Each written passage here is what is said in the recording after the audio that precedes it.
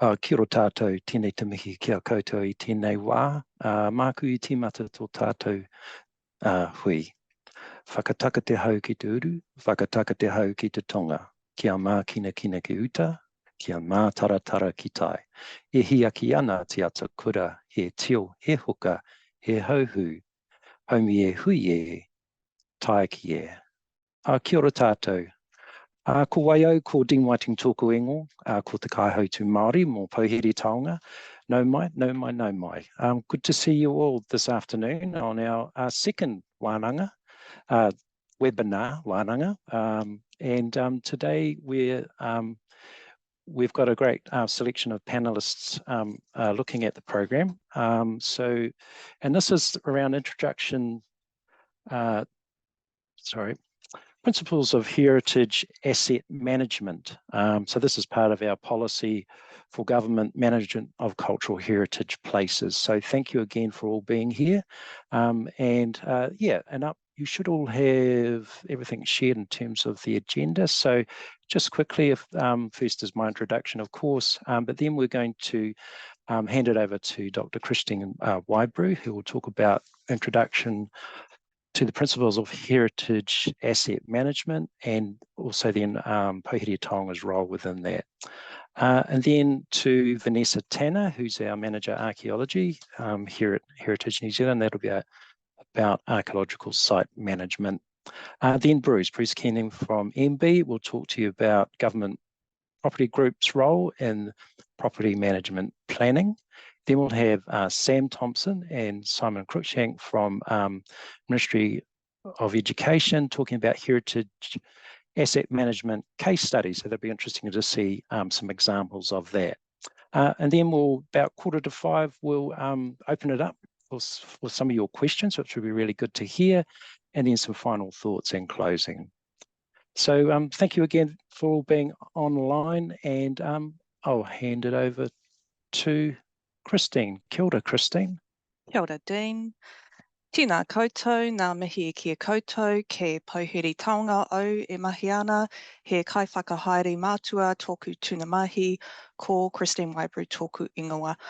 My name is Christine Waibrew. I'm Director Southern for Heritage New Zealand Pouhere Taonga, coming to you live from sunny Ōtautahi. I have the sun on my back, and it's very good to be here.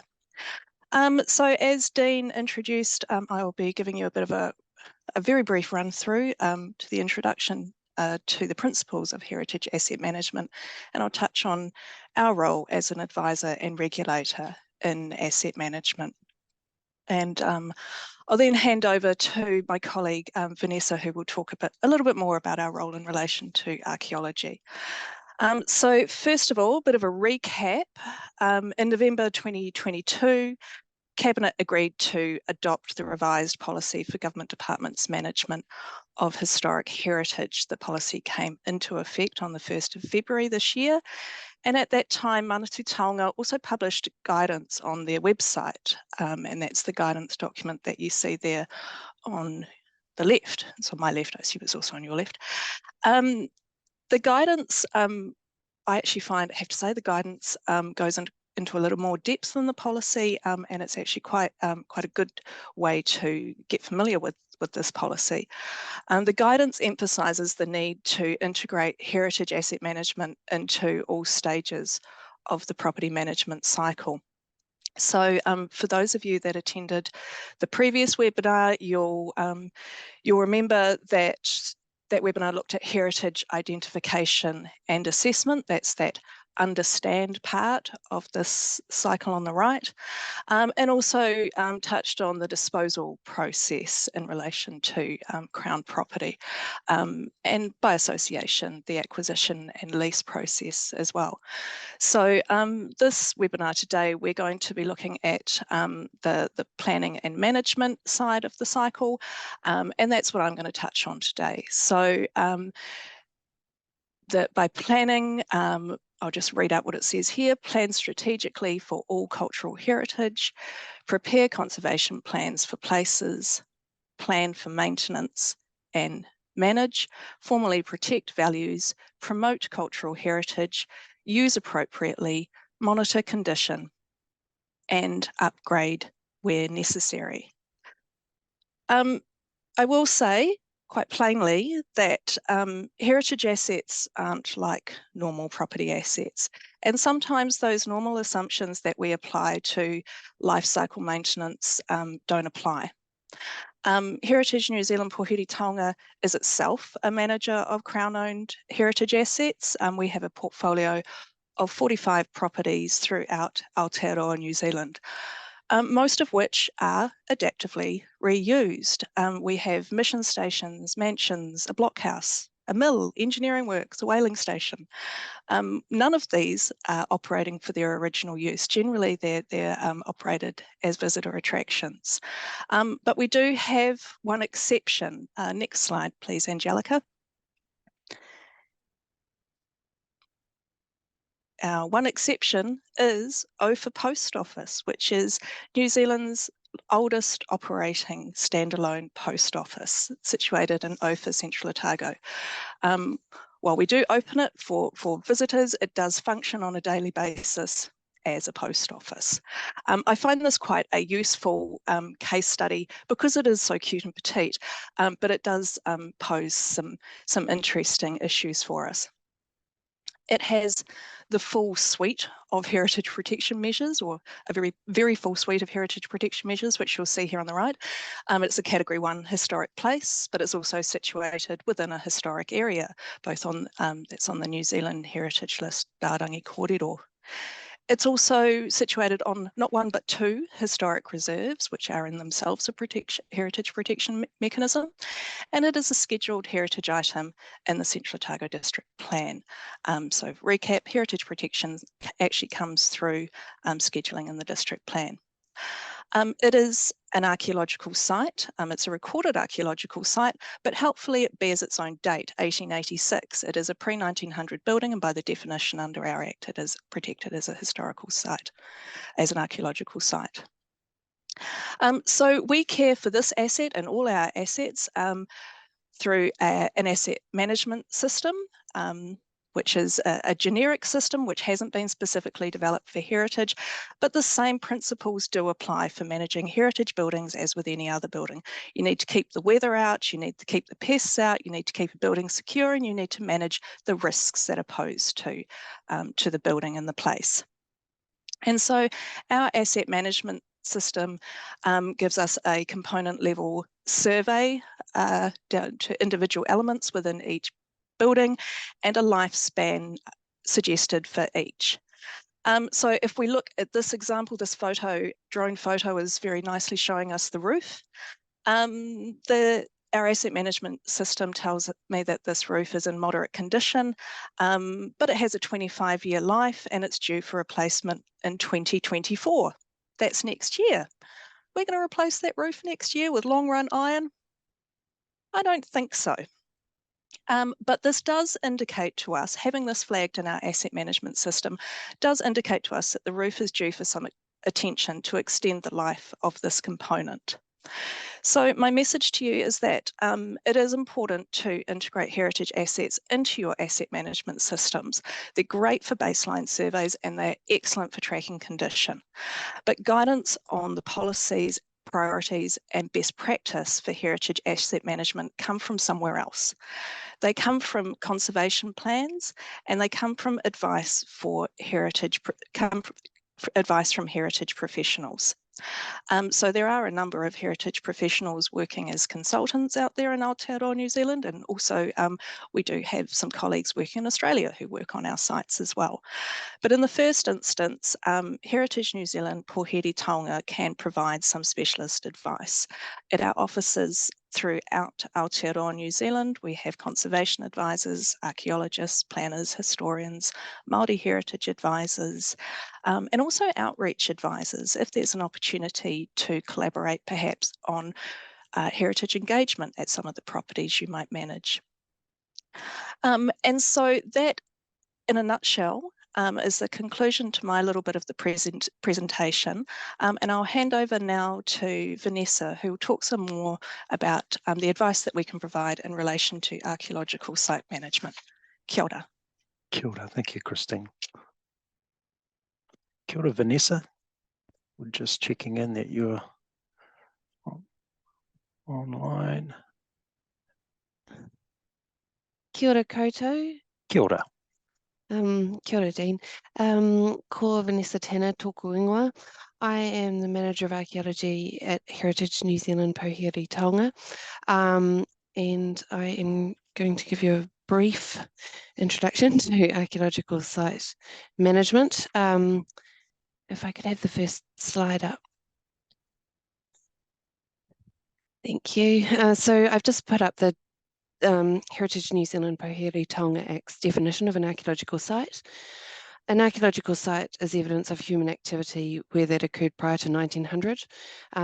It can be a place, a building, structure, the wreck of a ship, that can, through the use of archaeological methods, provide evidence relating to the history of New Zealand.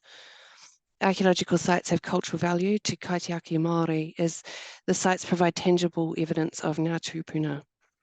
While the majority of archaeological sites in New Zealand relate to Māori occupation and now comprise things like earthworks and subsurface layers in the soil, other items that might not be immediately come to mind, such as villas built prior to 1900, are also considered archaeological sites for the purpose of our Act if they are proposed for demolition. In addition, Heritage New Zealand Pouhere Taonga may declare a post-1900 archaeological site, and then the archaeological provisions of the Act then apply to those as well. Can I have the next slide, please? So policy 7 says that government agencies will research and identify heritage places on the property they manage. The accompanying guidance document recognises that there are likely to be unidentified places of cultural heritage value in government property portfolios. And this, I think, is particularly true for archaeological sites, and particularly if the property has not been systematically surveyed for archaeological sites. It is recommended that archaeological advice, survey and assessment of each property is therefore undertaken. Policy 8 is around the preparation and maintenance of an inventory. And this was introduced to you in the webinar, the previous webinar. But in terms of archaeological sites, the New Zealand Archaeological Association's ArcSite is the national inventory of archaeological sites for New Zealand, and is the first point for information on archaeological sites present on a property. Absence of information, however, is not necessarily representative of absence of sites, and may be the result of lack of systematic archaeological survey and assessment. My advice in creating your inventory is to visit ArcSite in the first instance, if there are archaeological sites recorded there, and to engage an archaeologist to assist on spatially defining them for you. And if there are no archaeological sites there, ask why. It's entirely possible that is because the property has not been systematically surveyed by an archaeologist. An inventory of archaeological sites is best managed in a geographical information system that includes the spatial extent of archaeological sites so that they can be planned for and managed. Can I have the next slide, please? Thanks. So in terms of the principles in the policy, Principle 7 government agencies are responsible for the long-term stewardship of public assets, including cultural heritage, and the principle that government agencies will lead by example by adopting appropriate heritage management strategies, processes and practices. The New Zealand government shows leadership by setting the standard for management of cultural heritage assets and values to the rest of the community. Policy 10 says that government agencies will provide for the long-term conservation of cultural heritage in their care. So in terms of archaeological sites, your objective is therefore to preserve the archaeological sites on your properties in situ. The best ways to do this is to avoid activity that may modify or destroy those archaeological values. Often they are in-ground, so designing any in-ground works to avoid archaeological deposits. Hence why that GIS-based inventory is recommended as a tool for managing and therefore planning for the protection of those in situ deposits. This also aligns with the Policy 13. When planning and carrying out work adjacent to heritage places, government agencies will seek to ensure that heritage values are not adversely affected. Policy 12 is around using, adopting and protecting cultural heritage places. You'll see an example on the slide here as an innovative way to utilise an archaeological site. This is Christchurch Boys High School, where they have preserved a subfloor layer inside a former blacksmith forge and stables, which has been transformed into a boardroom, museum, archive room, and archivist's office. As archaeological mitigation can be costly, avoiding impacting archaeological sites may also be the most cost-effective option. However, where avoidance is not possible, government agencies will mitigate to the greatest extent possible the adverse effects. And in terms of archaeological sites, this might constitute preservation by record. And that's a topic that I'm going to talk to you about in the next webinar around applying for archaeological authorities administered under our Act. Thank you.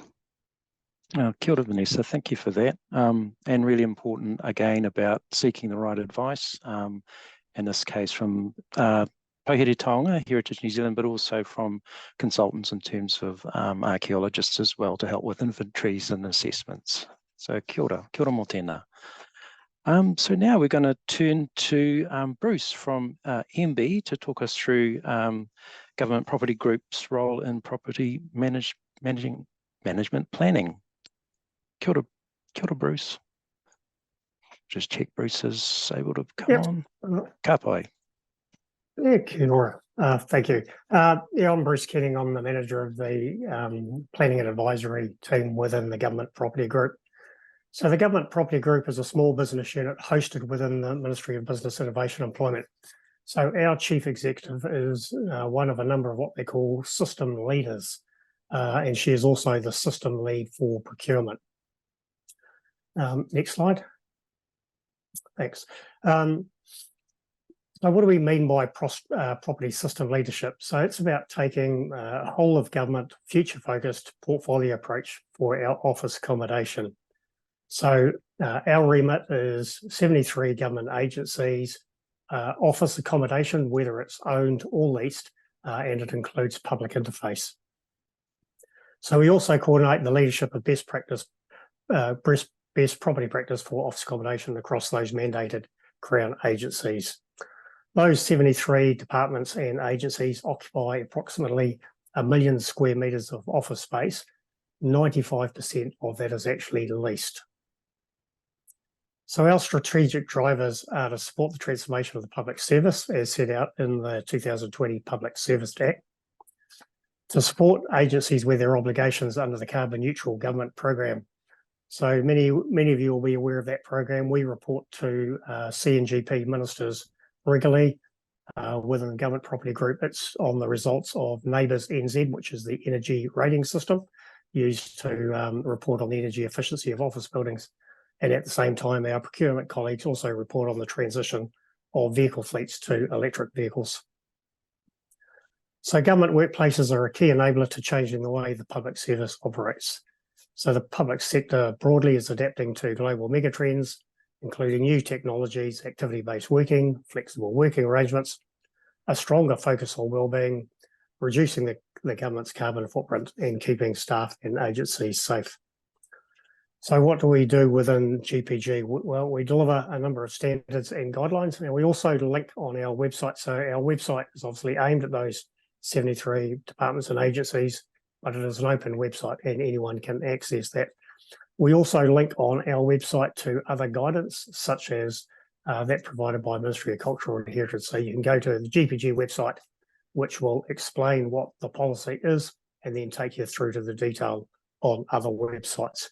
In a similar manner, we also provide links to New Zealand Police, who host the Crowded Places strategy, which is about how we keep crowded places, which can be including office accommodation, safe. Over the last few years, we've been involved in delivering a number of projects. Larger examples would be in Christchurch. There's what's known as SIGA, so the Christchurch Integrated Government Accommodation, 4 anchor projects built after the Kaikoura earthquakes that included the Emergency Services Complex. And we are currently managing the refit of Bowen House in the Wellington CBD. So that will become a hub for a number of agencies. Next slide, thanks. So as we all appreciate, the global pandemic has really changed the way that we socialise and work. And we can see government hubs as having wider benefits for public sector workers. So that would include allowing people to reduce their commute times, and it also supports agencies to lower their carbon emissions. It improves the health and wellbeing by giving people a choice of where to work, so that can lower stress and lead to improved productivity. And we can add resilience across the portfolio for anticipated and not so anticipated events, such as the recent pandemic. Initially, that focus will be on the back office functions, but it will then grow to incorporate customer-facing activities where this is sensible. So a good recent example of this is MB itself, which has recently taken space at the Blue Mountains campus in Upper Hutt. That site will accommodate, I think, just over 100 people, but it's not been designed for teams. It's been designed to allow people flexibility by deciding whether they, instead of having to travel all the way from the Kapiti Coast or somewhere else into the Wellington CBD, they can decide to go and work at this site and book space out there. So that will allow, obviously, staff working out there to potentially reduce their travelling times, and also to reduce carbon emissions across the organisations. We have 4 expectations that government has placed for government property, and they came into effect in a 2018 cabinet paper. You can see those on the bottom of that slide there. So the 4 expectations are around community focus. So that's agencies being connected to the people they deliver service for, especially in the region. So over the next few years, we expect to see less public servants in the metros, Auckland, Wellington and Christchurch, and more people out in the regions being closer to the people that they deliver services for. Collaboration. We want agencies to co-locate and collaborate together. Valuing people. We need to provide better quality buildings demonstrating that we value our people and then therefore enabling them to do their jobs better. And public value, providing value for money for the taxpayer. So you're never going to get away from that one. Next slide, thanks. We talked earlier about managing the information that's required to support these heritage assets, and we have a database called Archivus. It's a world-renowned system, scores very well in the Gartner reports, and it's actually more recently become part of a wider ecosystem of software products called Eptura. That system is funded by those 73 agencies who pay an annual subscription based on the amount of space that they occupy. So for those 73 agencies, if they were using Archivus to manage their heritage assets, there's actually there would be no additional cost for them. The main modules that we currently use in that system now are lease management. That's the one we use the most, but there are also modules for asset management, facilities management, and workspace. And we are investigating other modules to help with particularly the carbon neutral government program and other things like that. This database, so as I said, that database may be able to be used for managing those heritage assets. Okay, next slide, thanks. So property planning. So GPG undertakes property port planning to understand and identify opportunities to better manage the Crown Office portfolio, reasonably significant, as I've already mentioned. We analyse the data in that portal and apply market and agency intelligence to provide a regional plan for each of the 16 regions. And then separately, we also produce plans for, as I mentioned, the 3 metros, Auckland, Wellington and Christchurch.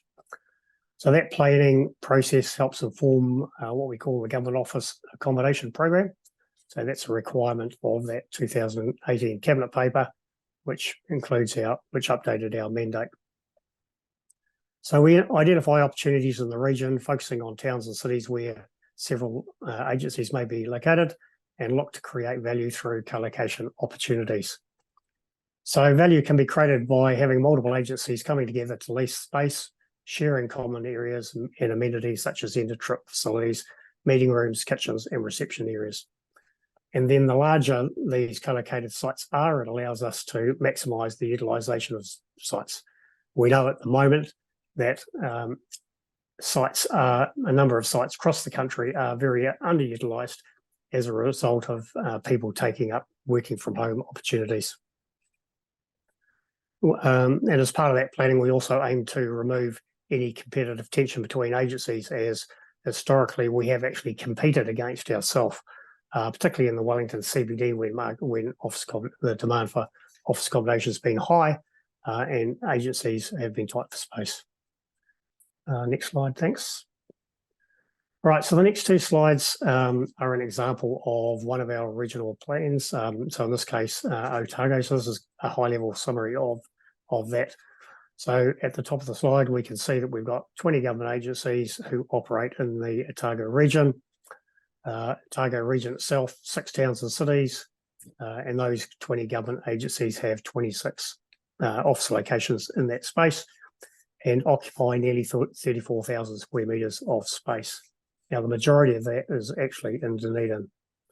And we know from market intelligence that there are very few energy efficient and resilient office building in Dunedin, apart from the ACC new build, which is currently under development. There has been very little new development in Dunedin over the last 10 or 15 years. So what is this regional summary suggesting?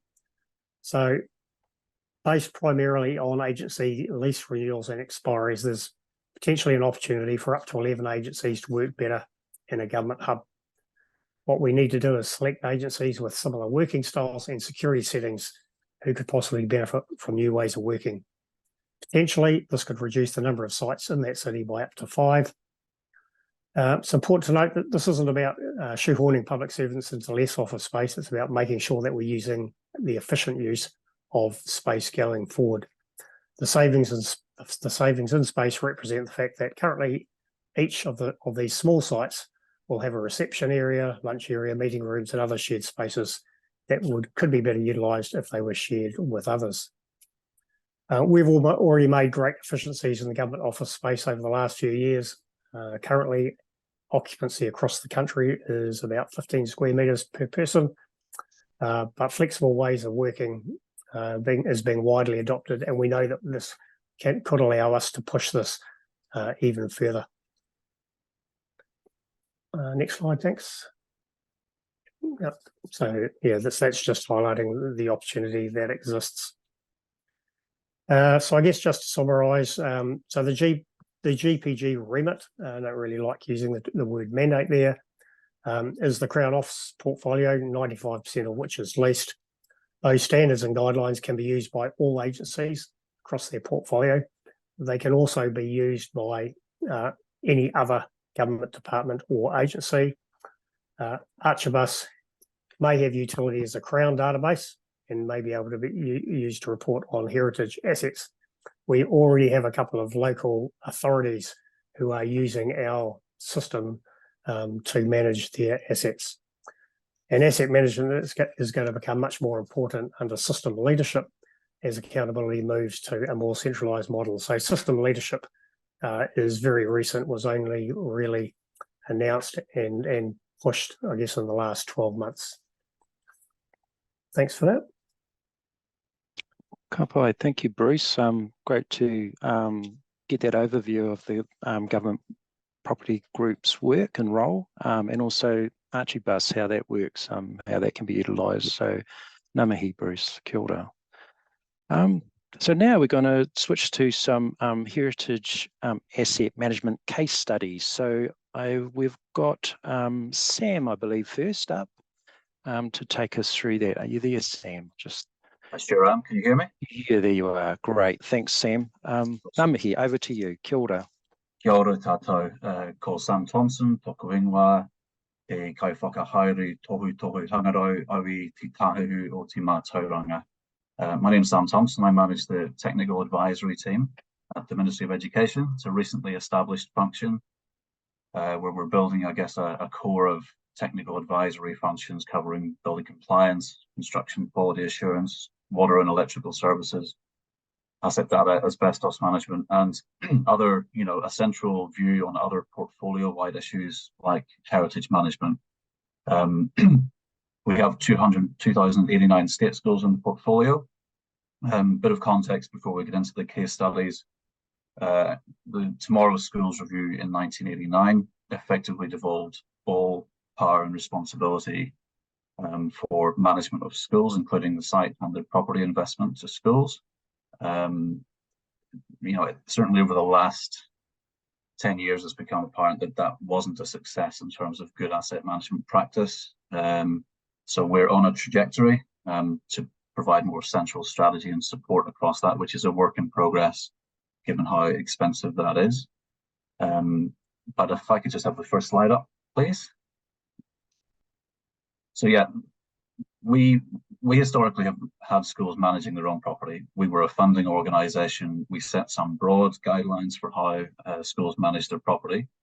A small number of schools did it really well. A large number haven't done it really well, and that's resulted in quite a large infrastructure deficit in our schools. And that's also impacted our heritage, the good management of our heritage portfolio. Unlike a lot of other agencies whose heritage buildings are either repurposed or not currently in use, as their heritage features make them, I guess, no longer fit for purpose, almost all of our heritage buildings in particular are in ongoing education use. They're very core to schools' sense of identity and place in their community. And as a result, they have been invested in by schools. That said, schools, I am not sure, school boards are, I'm sure, not fully aware of their obligations either under the previous policy or the new policy. So that's a piece of work where, another piece of work where we're trying to provide more advice and support. Part of that for us in that transition from devolution to a more mixed model where we provide extra support is trying to better understand our assets, and that's not just our heritage assets, all of our assets. We're still on a journey there. The good thing is we do know enough about our heritage assets to know that they're not out of step with the condition of the wider portfolio, and that is because they're in use. And they're used as teaching spaces or administration spaces. The biggest challenge that the ministry has in keeping those buildings in use is their performance as a teaching space. I guess they're traditionally smaller single cell buildings. They don't really allow teachers to teach in the way that they currently want to. Addressing issues like acoustics and so on is a little bit harder in a heritage building, and so any investment does cost significantly more, and is, I guess, perhaps a disincentive to some schools to really apply the level of interest in those buildings. So the ministry is doing a piece of work to review our previous policy and make sure that when schools are investing in their properties, that the appropriate approaches are being taken, which Simon will talk to shortly.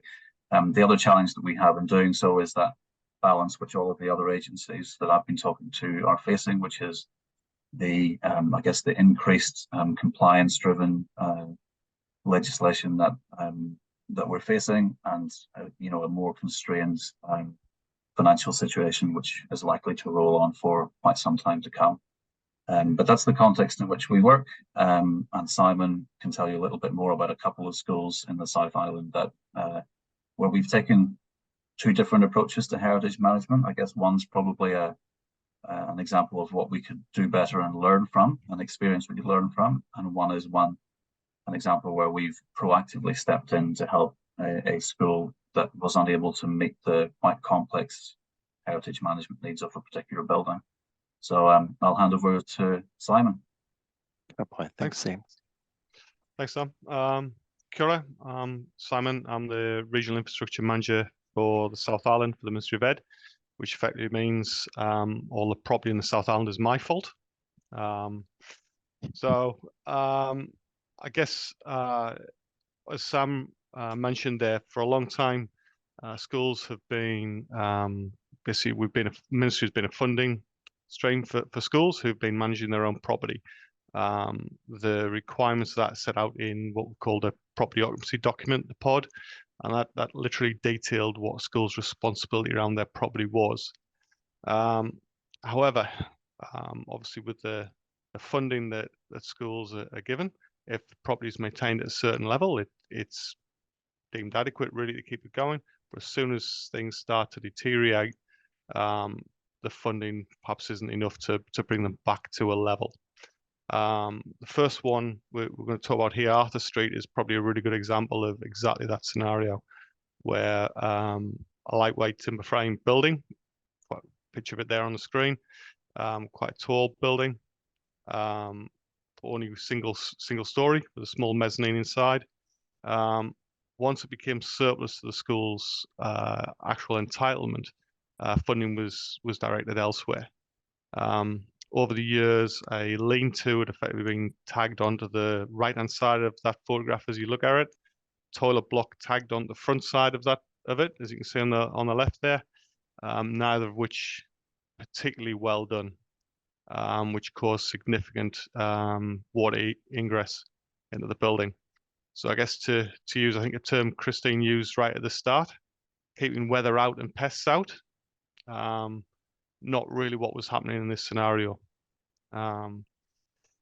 We worked with the school, and actually this particular building was a reason why the schools ended up in a significant redevelopment. It was all triggered by the condition of this building. One of the things that probably we didn't do particularly well in this scenario was look at how we could incorporate this building into that redevelopment. We probably underestimated the public interest as well that would be generated by this building. It was actually in the media quite a bit in Dunedin, with very polarizing opinions from the community as well. We looked at a number of options discussed with the community in the end. One of them was, relocating the building to a heritage site in Christchurch, which I don't think was anybody's preferred option in the end. Relocating it to an adjacent council park, which was literally right next to the school. Council not particularly interested in that, effectively taking on the liability. There was a couple of options put forward about early childhood or museum, but obviously being on a primary school site, neither of the, well, certainly the museum option wasn't really considered appropriate.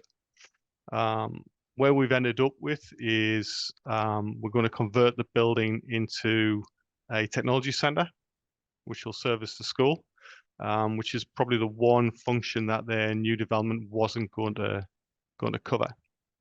So I guess one of the key bits around this that we are taking learnings from is understanding what our requirements are as a government agency around our heritage buildings.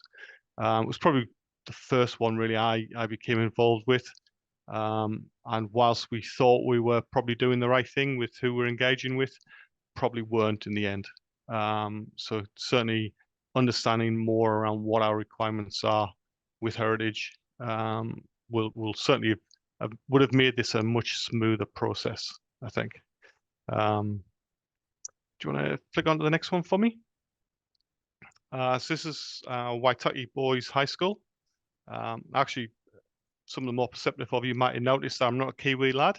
I actually come from the northeast of England, from Durham. And while Durham might not have a lot of Oamaru stone buildings, it certainly has an awful lot of buildings which look very similar to this.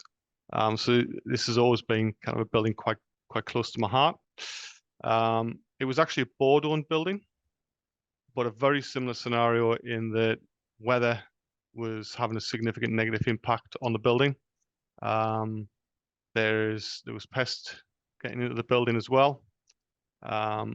the cost of remediation is running into the millions.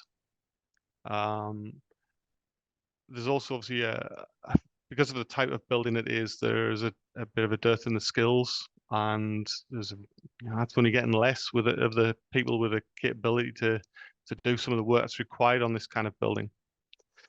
The school also has significant problems as a board raising funds. I think there's a perception with charities and other funding organisations that because it's on a school site, the ministry will fund. But as a board building, we generally wouldn't. We've ended up, I guess, stepping in, and we've done with the school, with the board, done an awful lot of consultation with their community, especially the old boys, around the ownership of this building. And the ministry is actually stepped in and taken ownership of the building, so that we can actually start and spend some money ourselves on it. Some of the internal fittings, such as the organ, the board were very keen to maintain ownership of. I think I was seen by the old boys to be something which was really close to their hearts. Interestingly enough, one of the real positives we've had in us taking it as well is we've been able to source some of the same tiles for the roof from Christchurch Boys, which actually reusing some of those, shipping them down to put onto here, which will solve hopefully all the problems. So yeah, first thing we've really done here is managed to stop the water getting in, which hopefully will stop some deterioration while we work through the rest. There is significant cost in scaffolding going to be required here, but I think it's probably an example of how our understanding of the expectations on heritage building owners and understanding the community has developed from the Arthur Street scenario. And that's us. Great, thanks, Simon.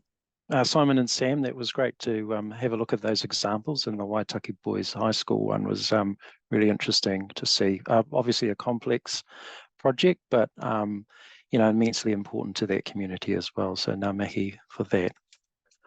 So now we got to the bit, now just before that, we are actually recording this, so it's available for others or for you to have a look at later on. So that should come out, a link for that will be sent out by Tuesday the 7th of November, so keep an eye out for that. But now's the time to ask questions of our presenters. So we might go to full screen, we might stop sharing so we can see everyone. We'll do that.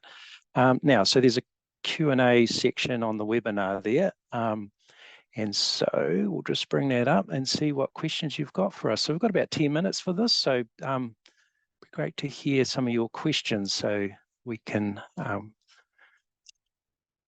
so any questions there so far? Not so far, I'm sure there is.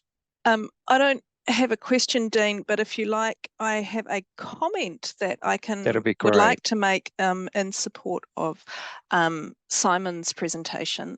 Thank you, Simon, for that great work that you have done at the Waitaki Boys High Hall of Memories. It is a very special place, and yeah, I've been working with the school Board of Trustees, and they've got a committee that's dedicated to looking after the Hall of Memories. And yes, fundraising was a challenge for them, but one of the biggest challenges that they had was even when they were able to get the funds, the project management was quite difficult for them. As a board of volunteers, they don't necessarily have those skills all the time among their number to be able to project manage what is actually a very complex project in terms of the watertightness, in terms of the heritage skills that are needed, but it's a massive structural engineering project in itself. So yeah, that they certainly breathed a massive sigh of relief when your offer came in. So I just wanted to mihi to you for that, but yeah, also raise that other benefit. It's not all about money, but it kind of is. Kia ora. Kia ora, thanks, actually, Kristen. I'll just that building used to house some amazing history, flags from ships from the war, just some amazing things which Thankfully, the school have removed from them over the last few years, and I think some are in the museum in Oamaru, and some are in storage. And one of the key things they want to do is to get those things back into the building. It really is quite phenomenal, some of the things they had in there, and I would recommend, if anyone ever has a chance, probably give it a year or two, but to go and have a look at the building and what's in there when they get them back. And they still use it as their assembly hall, or actually probably not right now because you're busy strengthening it, but yeah, until recently at least, it's in daily use. Pai. Yeah, just checking in. Don't think we've got any questions so far. Oh, I must have given you. Oh, hang on. Here we go. Right. So we've got a question here. I'm attending this hui on behalf of Land Eater Limited, who manage the use of Te Taumata. Oh, the longest place name. I'm wondering whether Te Taumata sits amongst this kaupapa, please. So I know a little bit about this. This is down in Wairarapa. Yes, that's down in Wairarapa. So that is actually listed with Pouhere Taonga as I think it's a wāhi tapu site. So it's, in that sense, it has recognition around the kōrero that relates to Te Taumata, which is really it's a mihi to one of the famous tipuna captains on who basically surveyed the coastline in that area on the Takitimu Waka, ended up in the South Island. So it's important in terms of the context of the early kōrero of that area, but also nationally as a story as well about arrival of waka. So yeah, from what I understand, my understanding is that it actually has that recognition in terms of Heritage New Zealand Pouhere Taonga list. That's probably, but in terms of protections and other things that might sit around that would sit within the district plan rules. So I hope that helps a wee bit, but of course, come and talk to Pouhere Taonga if you have any other questions related to that out of hours as well. Anything else there from the people who have joined us? Well, if there aren't any more, I'd just like to, oh, here we go. No, here we go. People are warming up now. Kia ora koutou. What would be your advice for digital preservation enthusiasts of heritage buildings in places with aerial mapping and laser scanning, and some cases converting into BIM models to use those models as potential fundraising platforms for projects similar to Waitaki Boys? So I guess it's this, yeah, all of the kind of digital tools that are available now. And we also get some comments, I guess, from our presenters also on BIM models, because that's quite a detailed kind of end of managing a place, and when you get down to the specific components and how they actually fit together in a 3D environment. That's my understanding. But yeah, does anyone want to have a comment about sort of digital tools in terms of these things and fundraising in particular? I just probably not answer the question directly, but I might just, part of the conversation at the start was, certainly from the education portfolio, was around how we're really coming from a long way back in terms of understanding everything that we have. We are starting to do some small instances of 3D scanning of our school buildings, which allows us to do a lot more work from a desktop basis, but that's large. I think it's around 200 schools to date. There is no more money for that. It would be awesome for us to be able to get that rolled out around the country. My team are working on a small project to I guess to also create a geospatial tool, which again we do not have as an asset manager, so we're a long way behind. But one of the things that is high on our list to map is our heritage sites. So we've got a few irons in the fire. There's lots and lots of potential in all of that technology. I would say we're probably 10 years away before that stuff is part of our suite of tools, because we've got such a big deficit. But certainly the opportunities for using those tools in our heritage management quite significant. Great, thank you, Sam.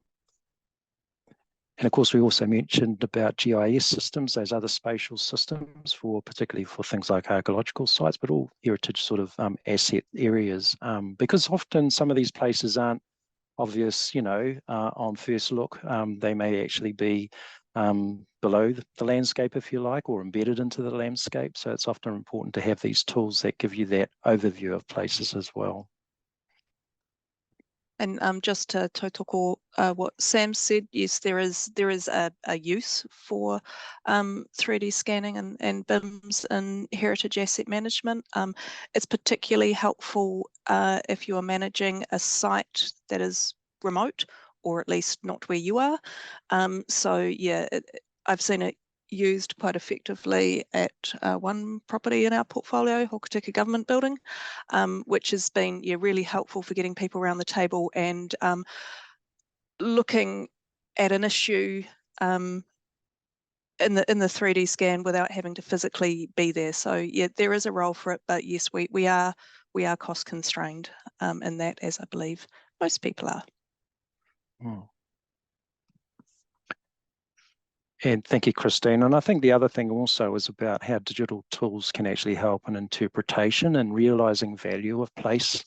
And that's a really important part, particularly when you're creating a sense of identity for communities. And that's where it was really interesting listening to the examples of schools, because really you have a direct identity of community to place, and particularly when that place is still running as it was originally intended. The exception otherwise is being like the Ophir Post Office, which is a really lovely example of continuing something in a functional sense, but also really highlighting a legacy, which, in many respects is of national importance, because where else do we point to some of the early beginnings of our postal system? It's really the Ophir Post Office, yeah. I'm just checking if there are any other pātai that have come through. It looks like we might be at the end of that, I think.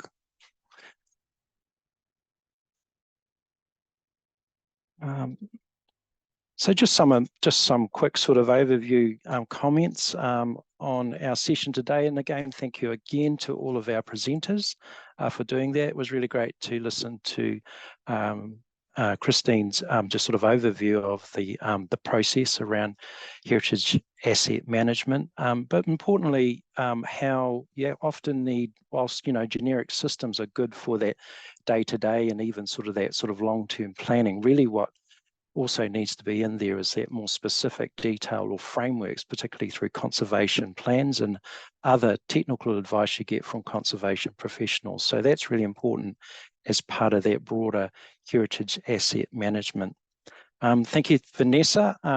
Really to highlight the whole importance around the archaeological context and archaeological resource or assets as well. So importantly, it's also about getting that technical advice from archaeologists and often also that relationship you may have with mana whenua as well, in terms of giving the proper context in terms of that kōrero tuku iho that relates to site. Just as that question asked about te taumata over in the Wairarapa. So kia ora, Vanessa, for that. And Bruce, thank you. It was really interesting to hear about the group property, how that whole portfolio areas works in that management across departments. And I think the real possibilities around kind of utilising heritage places in that context there's a lot of potential there, because some of these places have often a lot of space and there's flexibility a lot of the time in terms of adaptive reuse of heritage places. So interested to hear how that can coalesce together and make something a possibility. So ngā mihi for that, Bruce.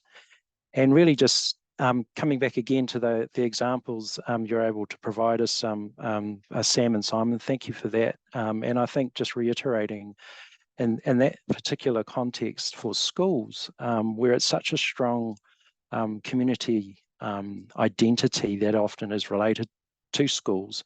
And for many, as you know, parents, and when your children are growing up, it's often the way into a community. So when you sort of marry up heritage places, the legacy of schools and community, you have quite a powerful thing that really adds to a sense of well-being for people in our communities. So thank you for the examples and doing that. Oh, and I've got one question here. Thank you. Here it is. Acknowledging the uniqueness of these heritage assets, does the ministry intend to have a fairly broad idea of unit rates to mitigate some, oh, it just popped off, some buildings, I think it said. Sorry, did someone grab that? A response to that? I can't see the question anymore. It's disappeared. So, sorry, that one's evaporated, I think. No one can respond to that? No, it's all right. Okay, well, I think we're, oh, here we go. Sorry, I've got it on another device. Unit rates, sorry, I'll just read this again. Acknowledging the uniqueness of these heritage assets, does the ministry intend to have a fairly broad idea of unit rates to mitigate some buildings? So I'm not too sure. Does anyone want to respond to that? I don't have any. Well, if reference to, I guess, Ministry of Education buildings. Education, possibly, yeah. Yeah, our funding is obviously policy based, and it's basically based on a square meterage rate of entitlement. We have discussed internally around whether we should be looking at something which changes with heritage buildings. But I think if you look at the two examples we had up there, very, very different structures with very different needs. So it's not as easy as just having I guess a different rate for a building, and also, you know, change our policy like that. There's big financial implications to it as well. So it's not the easiest thing. But certainly we do have I mean, the funding is based on a formula to an extent, but where there's a demonstrated need to address something urgent, there's a fairly large capital budget that's prioritized to needs. So the cost will be what the cost will be to I guess bring those buildings back into a usable and protected state. So there aren't too many, but you know, you do have that big dichotomy between a Wamaru stone building and a small lightweight timber structure, and ultimately we'll spend what needs to be spent to protect the buildings. Kia ora. Thank you for that response. Well, I think we've reached the end of our session, and thank you again for that. Now, just to highlight what's coming up, just to let you know that, so today was the second session that we had on principles of heritage asset management. Now, our third in this series of webinars is actually coming up on Tuesday, the 5th of December. This is around managing change. So that again will be from 3:30 to 4:30 p.m. But a message will be going out through your channels to put that in your diaries. So that's the next one that's coming up before Christmas. And like I said earlier, the webinar link will come out to you on Tuesday the 7th for what we've recorded today. And then, of course, in the new year, we've got understanding the legislative framework for protecting heritage, and then conservation planning. And so that's in February and March. So that's what's coming up between now and March next year. But again, just to thank everyone for their presentations, for all your presence being here on the webinar, and ngā mihi kia koutou katoa. And I'll finish with our karakia. Unuhia, unuhia, unuhia ki te uru tapanui. Kia wātia, kia māma, te nākau, te tinana, te wairua I te ara takatū. Ko ia rā e rongo, whakairi ake ki runga kia tīna. Haumi e, hui e, taiki e. Kia ora tātou, ngā mihi.